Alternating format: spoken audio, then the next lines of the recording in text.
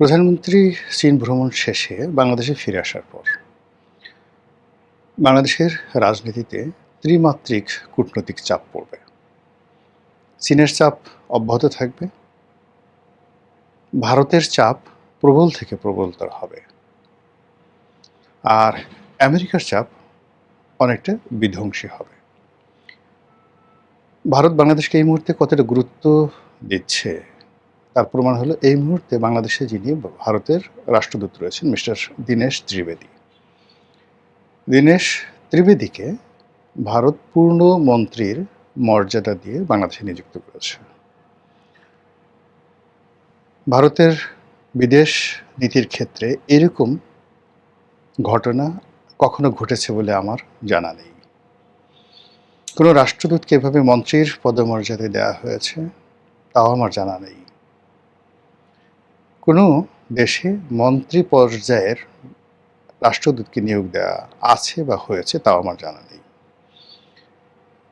এর আগে বাংলাদেশে যারা রাষ্ট্রদূত ছিলেন, মানে আমি যাদেরকে দেখেছি প্রথম থেকে, এরা সবাই পররাষ্ট্র মন্ত্রণালয়ের জুনিয়র এডিশনাল সেক্রেটারি ছিলেন এবং পরবর্তীতে অনেকে সিনিয়র এডিশনাল সেক্রেটারি হয়েছেন। তাদের সবার সঙ্গে অর্থাৎ 2009 সনে যে রাষ্ট্রপতি ছিলেন তাদের সঙ্গে 2009 সন থেকে বাংলাদেশে যারা রাষ্ট্রদূত ছিলেন একেবারে 2018-19 সন পর্যন্ত এদের সবার সঙ্গেই ব্যক্তিগত একটা সম্পর্ক, পরিচয়, জানাশোনা ছিল, কারো কারোর সঙ্গে বন্ধুত্বও ছিল। তো সেখানে কি ধরনের ডিপ্লোম্যাটরা আসে তাদের সঙ্গে মেশার ফলে বোঝার সুযোগ হয়েছে। কিন্তু এইবারই প্রথম একজন পূর্ণ মন্ত্রীর মর্যাদা সম্পন্ন ঝানু পলিটিশিয়ান, বাংলা জানা মানুষকে বাংলাদেশে পাঠানো হয়েছে।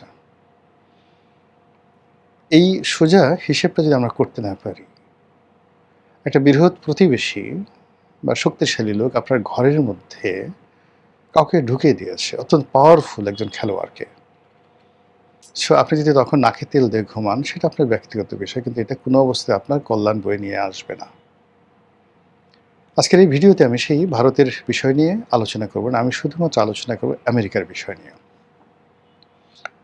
যখন প্রধানমন্ত্রী তারেক রহমান সাহেব মালয়েশিয়াতে যাচ্ছিলেন এবং সেখান থেকে চীন যাওয়ার পরিকল্পনা করলেন, ঠিক সেই সময়টাতে বাংলাদেশে নিযুক্ত মার্কিন রাষ্ট্রদূত মিস্টার ব্রেন্ট ক্রিস্টেনসেন তিনি পররাষ্ট্রমন্ত্রী ডক্টর খলিলুর রহমান সাহেবের সঙ্গে দেখা করলেন।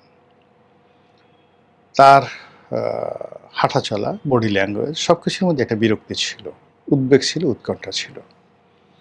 এবং আপনারা সবাই জানেন যে এই মুহূর্তে ট্রাম্প প্রশাসন তাকে অনেক যত্ন করে, লালন করে, পালন করে, প্রশিক্ষণ দিয়ে বাংলাদেশের পাঠানো হয়েছে। এবং তার যে গুরুত্ব, অর্থাৎ ভারত যেভাবে তার রাষ্ট্রদূতকে গুরুত্ব দিচ্ছে, মার্কিন যুক্তরাষ্ট্রের যে স্টেট ডিপার্টমেন্ট, পররাষ্ট্র মন্ত্রণালয় এবং সেখানকার যে এশিয়ার ডেস্ক রয়েছে, তারপর সেখানে যে দক্ষিণ পূর্ব এশিয়ার ডেস্ক রয়েছে, সেখানে এই রাষ্ট্রদূতের যে মর্যাদা, গুরুত্ব অতীতের সকল রাষ্ট্রদূতের চেয়ে অনেক অনেক বেশি।